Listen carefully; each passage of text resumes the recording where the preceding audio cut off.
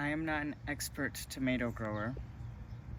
I'm a novice, maybe like you, but I'm applying my natural farming principles, and they're just a little folk wisdom.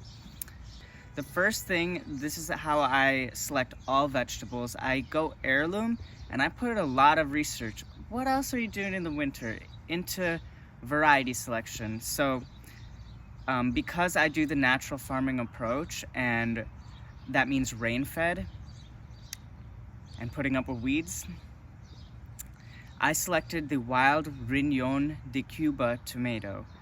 This tomato just grows in the wild on its own in Cuba and produces all kinds of, every plant produces a different type of tomato, and they're striped and they're, I think, kidney shaped. This one is from the Experimental Farm Network. Definitely support projects like this and grow heirloom seeds. You won't regret it.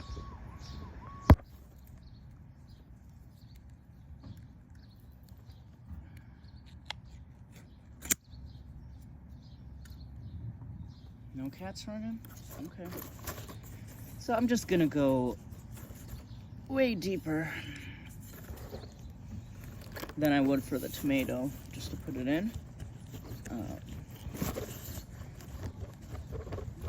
I learned this from a weed grower, actually.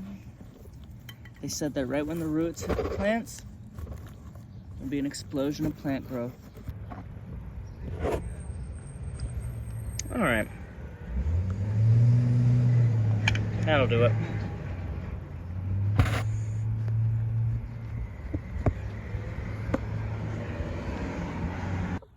And it's in.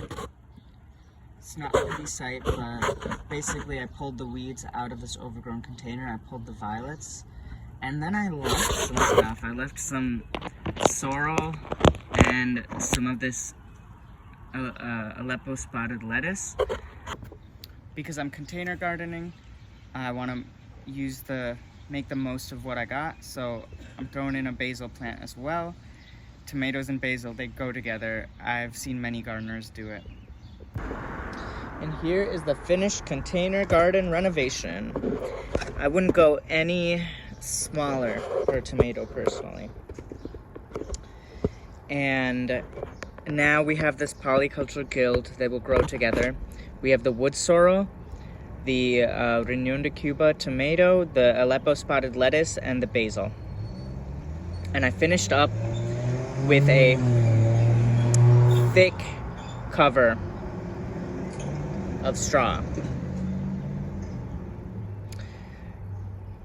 Because in natural farming approach, we are relying on the microorganisms and the carbon in the soil to do the watering for us. It was important for me not to remove all the overgrowth, because right now the existing biotic communities are living with the roots of these the wild wood sorrel and the lettuce. And it wasn't in great shape. It was rather dried out.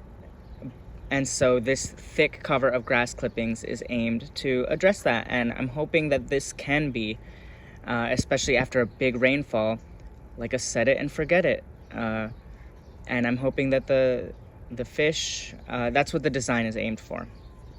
So keep on farming, everyone. Plant things together and save those heirloom seeds.